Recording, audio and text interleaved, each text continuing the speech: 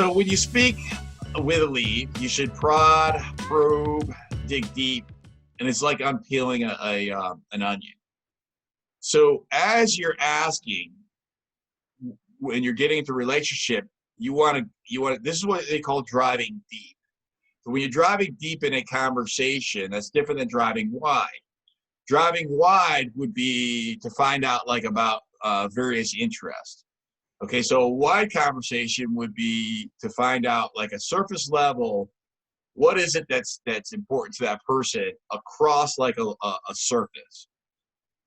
To drive deep, then, for example, Johnny's investor with those 3 properties that he may purchase.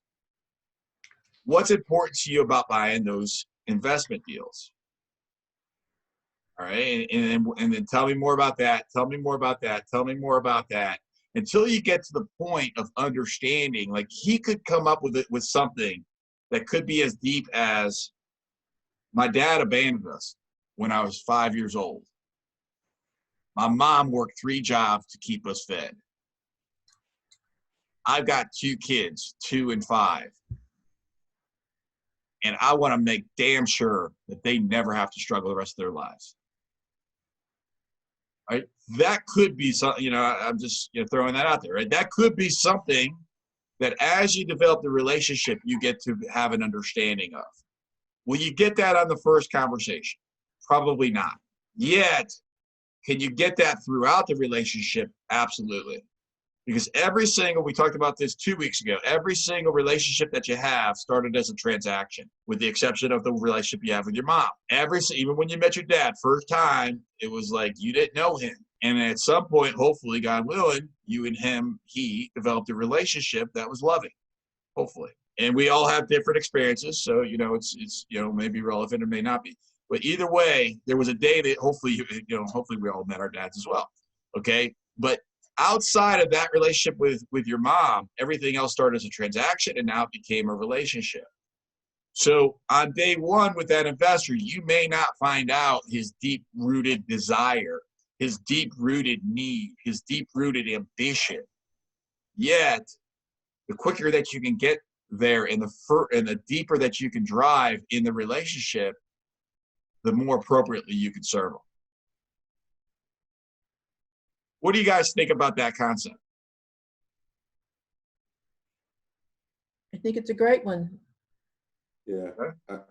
I often will have clients say, I never thought about that, because I'll do and what's important about that, and tell me about that. And I get them down to the nitty gritty, and they'll say, you know what? You're right. I never thought about it. Shadrach, what are your thoughts?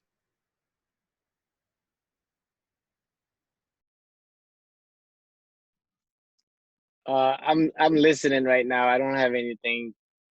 Have you ever observed anybody having a conversation like this with a prospect? Yeah, all the time. Okay, and what have you observed?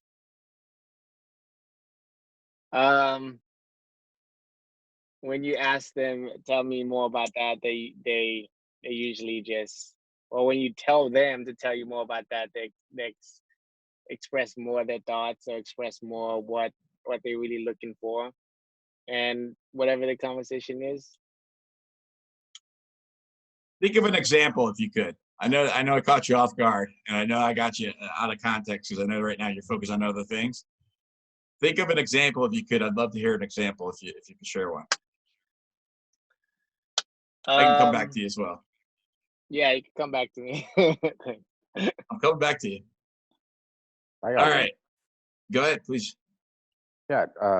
So I posted something on Facebook asking for first-time home buyers, right? And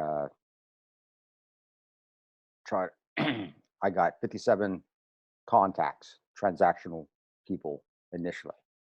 Worked through them, and got it down to the 3 that actually were people that are potentially going to buy.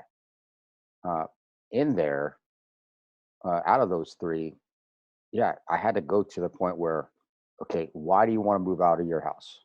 right? Why do you want to move out of your current residence? Because I don't want to pay rent. Why don't you want to pay rent? Because I want generational wealth, right? And to find out that next step that they really want. What is their next goal in life, and how can I help you get to that next goal? And if the house purchase is one of them, great. If it's not, then let's see what your real next step is. And some of them, they weren't ready, right? Like I had it out of those 57 leads. Yeah, some of them definitely were not ready right now. But are they on a calendar for me to contact in 6 months? Yes, some of them are. But what did you no. find about the three? You got deep with three of them, or at Yep. least one or two of the three. What did you find specifically?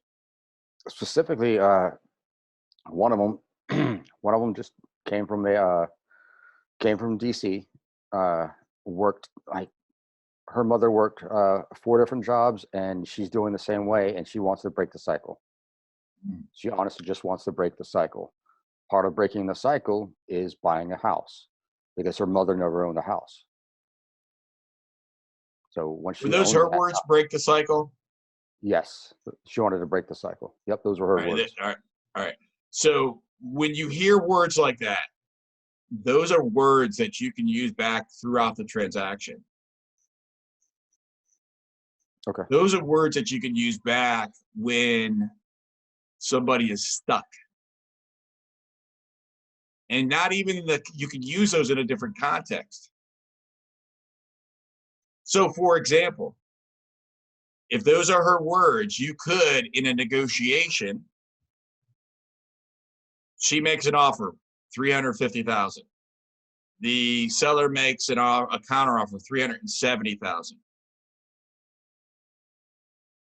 Sally, you know what I've seen is that when sellers come back at that 370 because they're listed at 385, that often they're looking to break the cycle of going back and forth with each other. What would an offer be that you think we could put together that would break that cycle of going back and forth into this negotiation to get this home for you?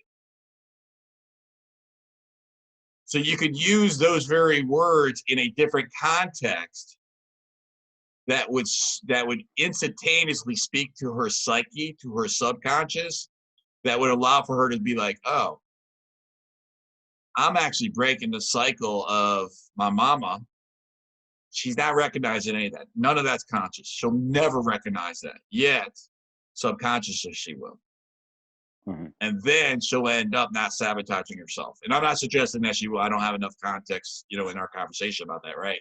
I'm just pulling this out that because you did such a great job by paying attention to the words that she's using, you can use those words back in a different context and still get the same result of ultimately what's in her best need. Does that seem manipulative in persuasion?